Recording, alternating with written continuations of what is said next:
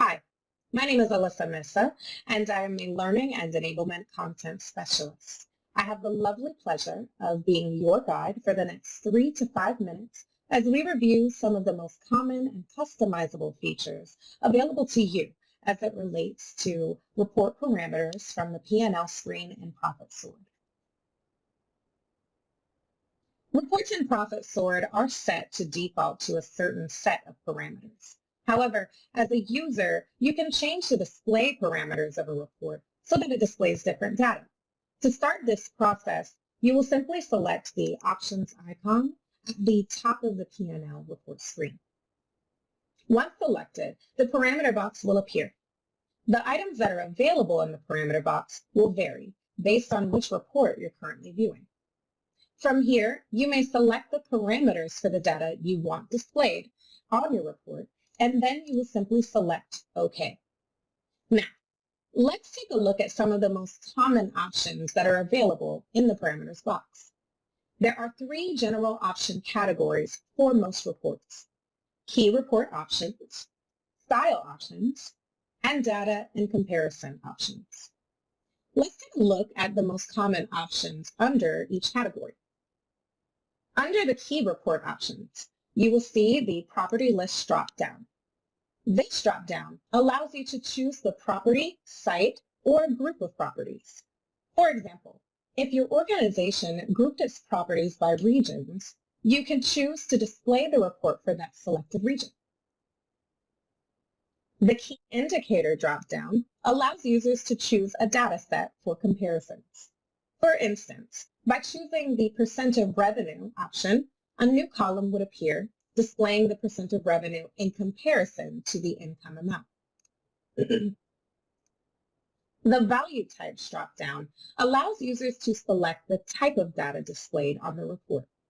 For most reports, the default for this will be amount.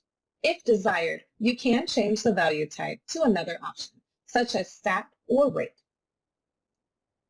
Time period drop-downs allow you to set the time parameters for the report to display data. For example, you can choose options such as quarter, 2-year, or remaining year. If viewing a report such as the daily revenue report, you can use time period 2 drop-down. Choosing this drop-down allows you to compare multiple time periods of data. More information on time periods is currently available at our knowledge base. Next, let's take a look at style options category. The options in this category allows users to customize the look of the report. For example, you can choose show account numbers on the report, suppress columns with zeros, choose the number of decimals, and freeze the page header, and so much more. The View Type drop-down controls where the description box will display on the report. When set to normal, the box will display in the center of the report, between the time periods. When set to left view, the description box will display on the left-hand side of the page. Selecting Yes on the frozen header drop-down is a great option when looking at long reports. This way, the column titles are always displayed at the top of the page.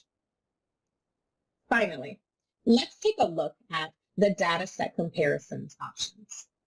These options allow you to view reports by information type and time frame, and then compare it to a different information type and time frame. For example, under the data set column, you can select primary forecast on the mode drop-down.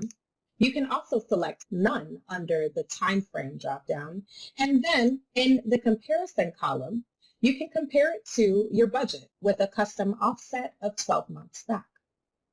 Keep in mind, it is always best practice to select OK to save your progress frequently to ensure that your desired changes have been applied.